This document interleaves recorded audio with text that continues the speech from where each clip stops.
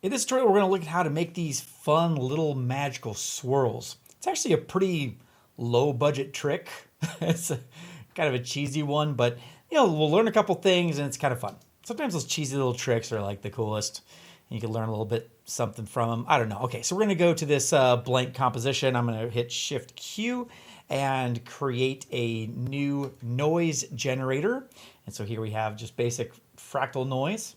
The noise in Autograph is actually pretty powerful. There's a lot of noise types. There's fractal modes. There's a lot you can do with it. Also be aware that you can also have noise as a modifier. So this noise, the fractal noise that you're seeing here, can be a generator like it is now and generates noise. It could also be a modifier where you use frequency and amplitude using these fractal patterns to create randomness in a given property.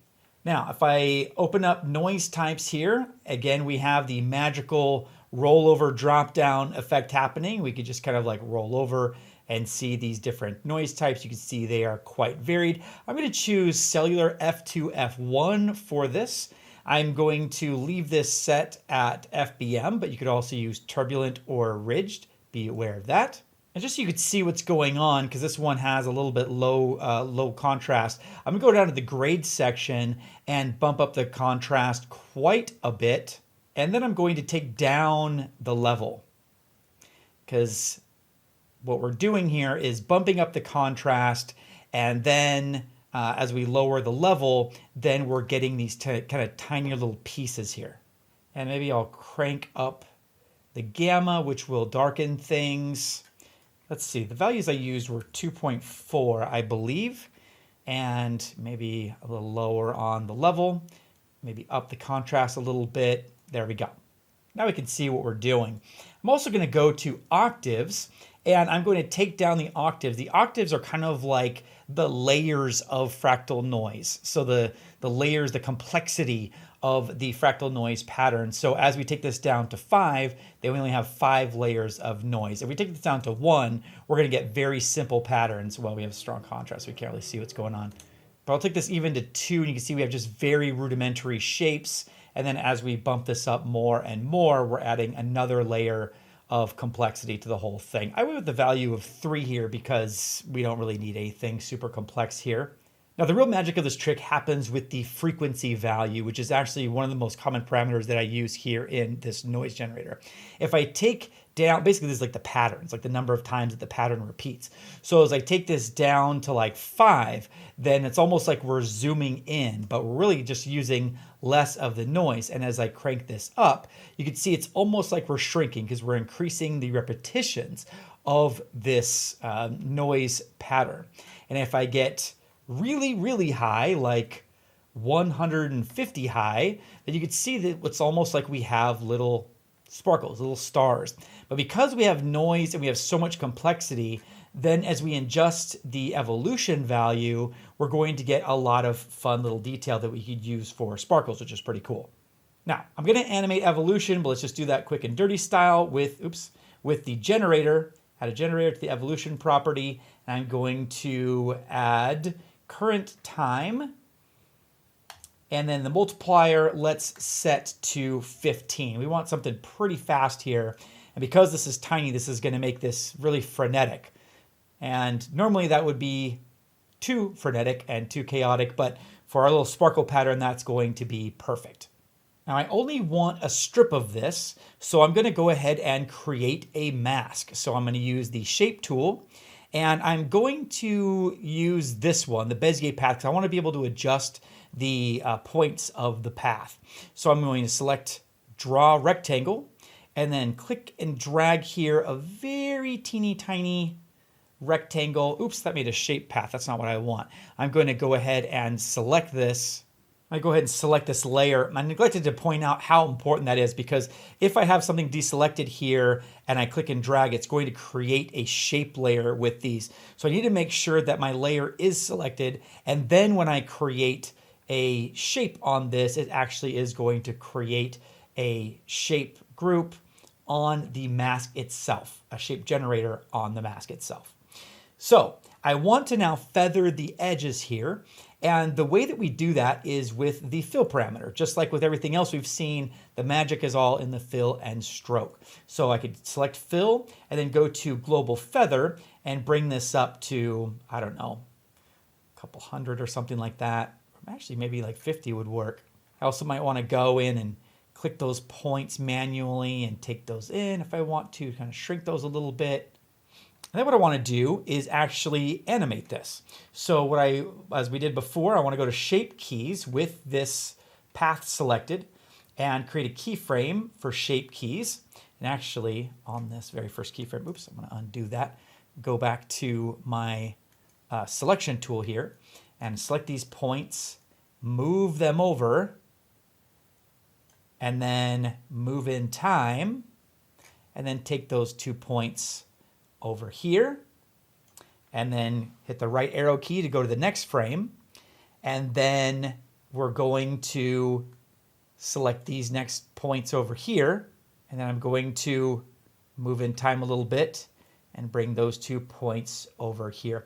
I also had to supplement this with a little opacity because even if you bring the points super close together, because it's feathered so much, it doesn't quite fade out. So in the real version, I actually faded out the opacity as well as kind of like a supplement to what's going on here.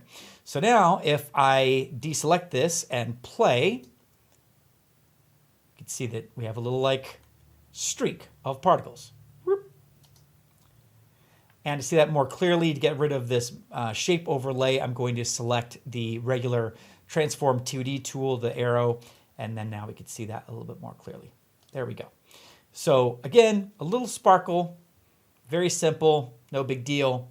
But what we could do is now tweak this. And what I did is I made a sub-composition of this because I wanted to add effects, but I kind of wanted to like bake in the effects because I was trying some other stuff. And that stuff didn't end up working out. But I still did subcomp that, and it's a good opportunity to talk about that. So I'm going to actually go over to this other composition that's just 7B comp. So this is kind of like the final version with a little bit more detail. Actually, on this final version, I used an elliptical mask.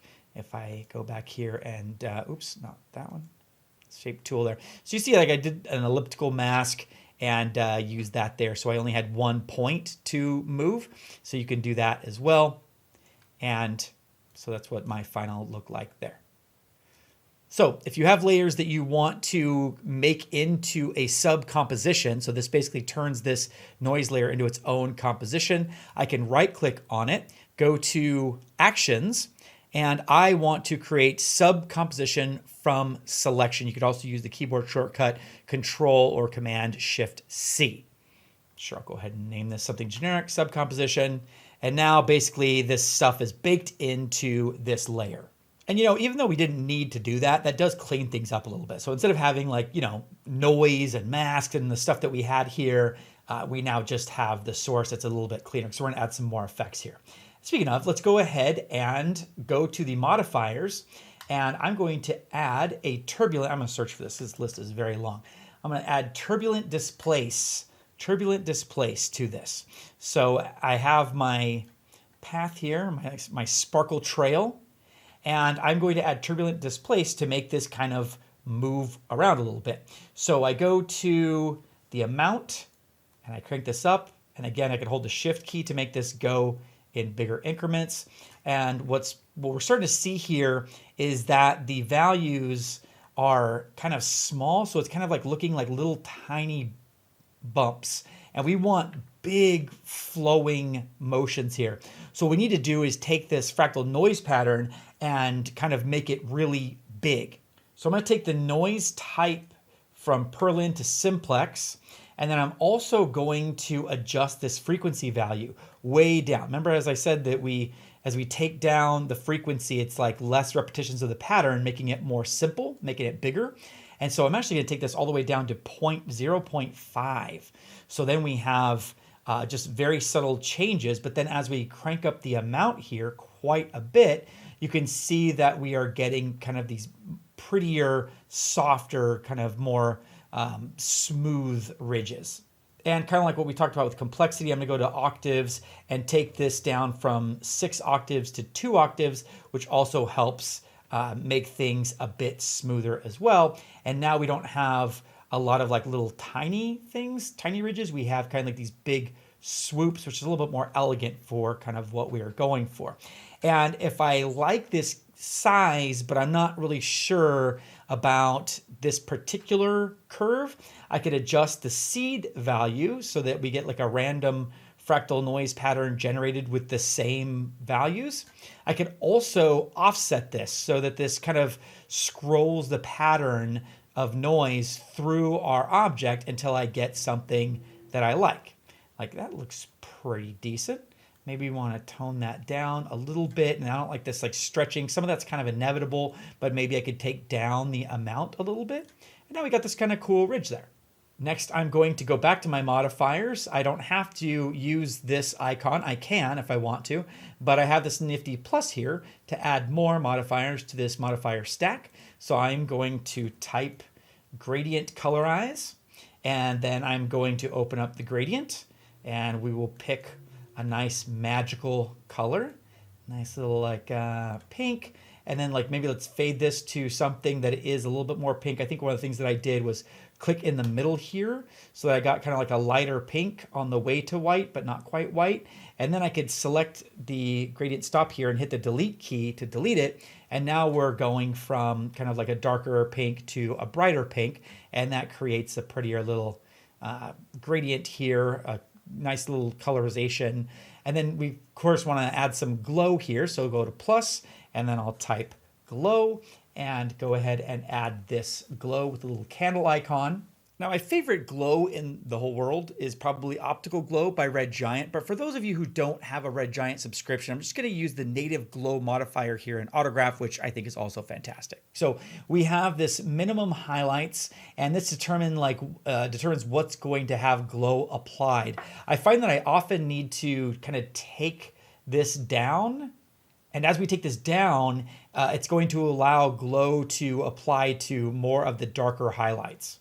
Now, the default settings are pretty weak, so oftentimes what I'll need to do, even if I like the gain where it's at, sometimes I'll need to crank up the gain just to be able to tell where the glow is getting applied, and then I'll go back to my minimum highlights and tweak from there because I'll be able to see better what's going on. And the size is the distance that the glow travels, the amount that it diffuses. So I went with something like a just very low size, like 515 is about the gain that I used. And then I took down the minimum highlights to taste and kind of dialed it in. And that looks pretty good. That's actually pretty close to what I went with. And so now, as we back this up and play this, we have a nice little sparkly trail made pretty easily. And then I went in and just kind of tweaked for the final. I went in and tweaked each of these layers by adjusting the random seed and then tweaking each one so that each one was kind of different. So yeah, very simple, crude trick, but pretty effective.